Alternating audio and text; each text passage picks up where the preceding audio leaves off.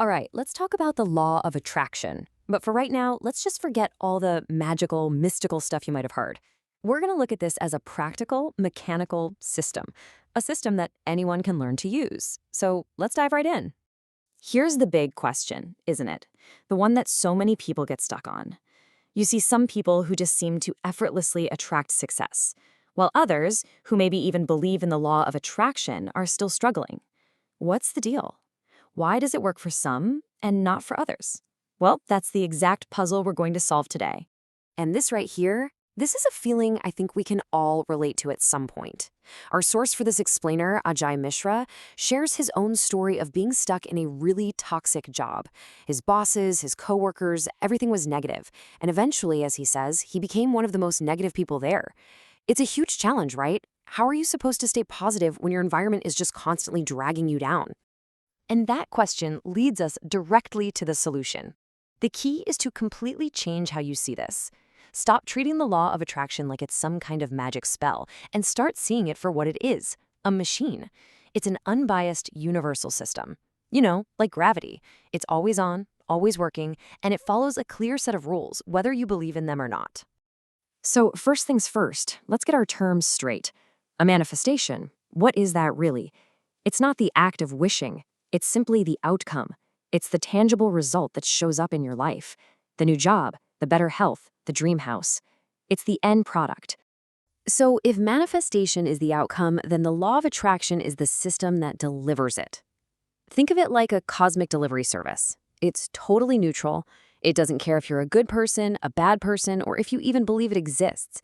It just responds to the input it receives every single time. Now, this slide, this is the key to the whole thing. Just look at how it's broken down. On one side, you have the input. That's what you control. And on the other, you have the output. That's what you receive. The system itself handles the output. Your only job is to manage the input. Your dominant feelings, your thoughts, your subconscious programs. That's all vibrational alignment really is. And this is the most crucial point of all. Success here doesn't come from just passively believing or daydreaming. It comes from actively managing your internal state. It's a process. And honestly, this explains why so many people who've never even heard of the law of attraction are so successful.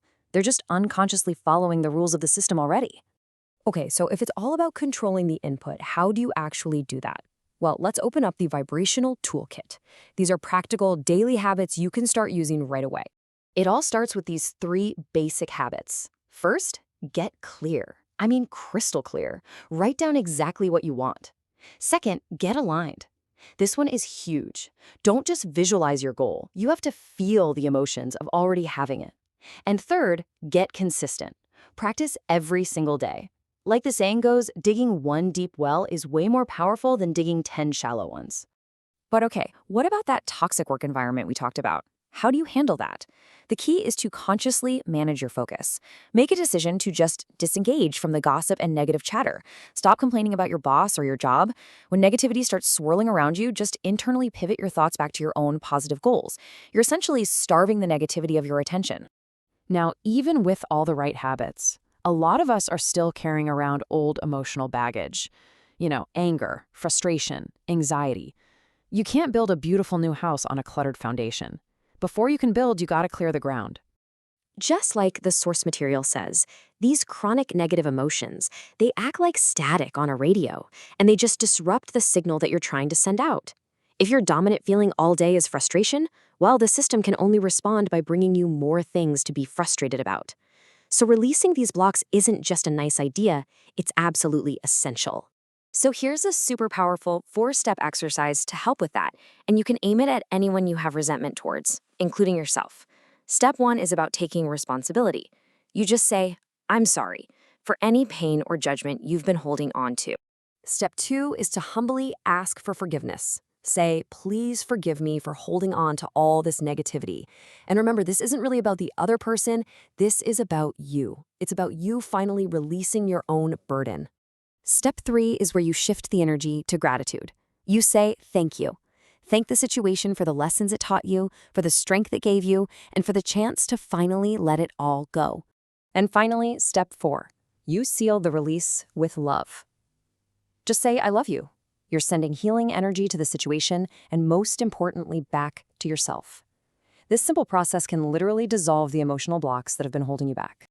So, does all this stuff actually work in the real world? Let's go back to Ajay's story, because this is exactly what happened when he applied these principles to get out of that toxic job. And check this out. This timeline shows the process in action perfectly. He got clear on his goal. He was consistent for a whole month. On the day of the interview, he felt his confidence start to drop, but he actively worked to raise it back up. And the result? An offer that completely exceeded his expectations. Exceeded by how much? Well, he manifested a job with a pay raise of over 100%.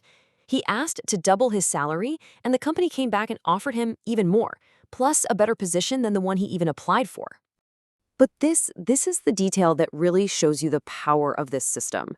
During that month of practice, he visualized working in a specific office he'd seen in a picture online.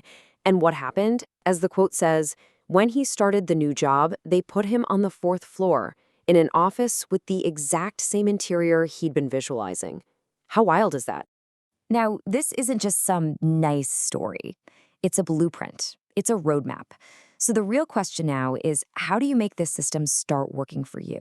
So let's just recap the biggest takeaways. 1, your dominant feeling is the input you need to control. The universe just delivers the output. 2, getting crystal clear on what you want is the first and most critical step. 3, consistent daily practice really is the secret ingredient. You have to dig that one deep well. And 4, do the inner work to release those old emotional blocks. That's the core of the whole system. The law of attraction isn't something you turn on and off. It's always on. Just like gravity, it's always responding to your input. So the only real question left is the one on the screen right now. What will you choose to manifest next?